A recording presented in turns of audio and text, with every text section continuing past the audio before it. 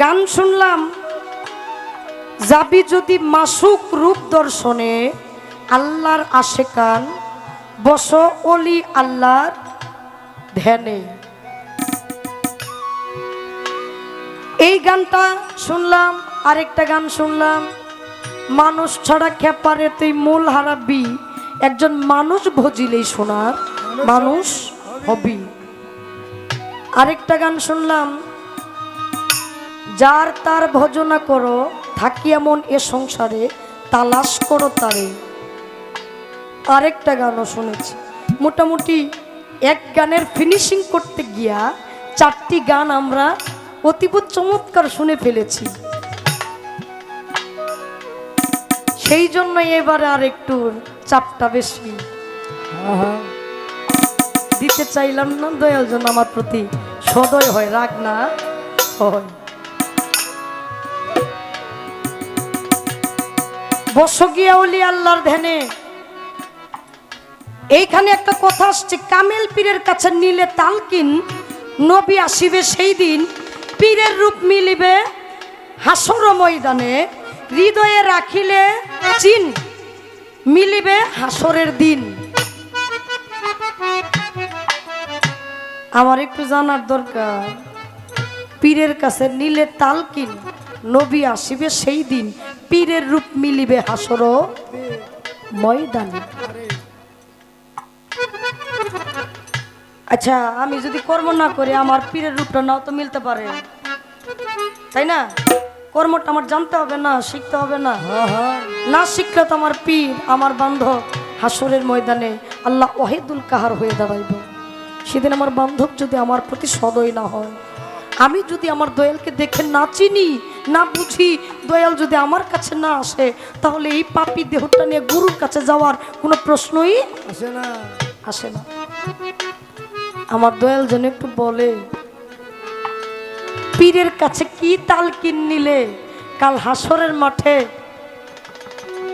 গুরু নিজেই ভক্তের কাছে গিয়ে দাঁড়াইব। সেই তালকিনের কর্মটা কি? একটা তার গানের থেকেই কথা, আরেকটা কথা আমার গানের থেকে। আমার দয়াল যেন সদয় হয়ে বলে দেয়, আর বেশি কিছুই নয়।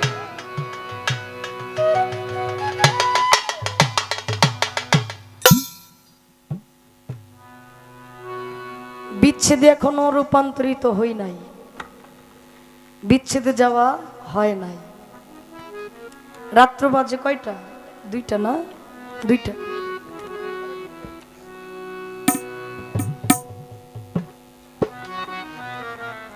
এখন বিচ্ছেদ গাইব কি গাইব না, অর্ডার না দিলে তার গাওয়া যায় না।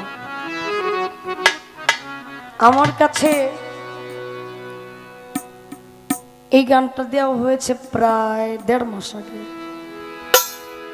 কাদির ভাই দিলেন গানটা,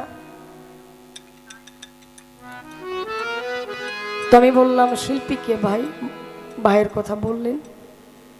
তো ওই তৎক্ষণিক সময়ে 2 দিন পরে আমার 2টা গান দিল, যে আপা, আমার যিনি মুর্শিদ, অনেক পীরের দরবারে আমি ঘুরে বেড়াই, অনেক জায়গায় অনেক কিছু শুনি, অনেক কিছু বুঝি, আমার গুরুর 2টা গান আমি আপনারা দিলাম।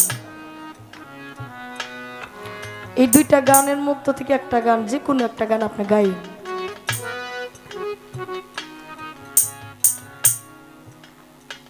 দেখেন, যে যারে ভালোবাসে তার মতোই সে হইয়া যায়। বড় পীর আব্দুল কাদের জিলানী রহমতুল্লাহ আলাইহির একজন আশিক ছিলেন।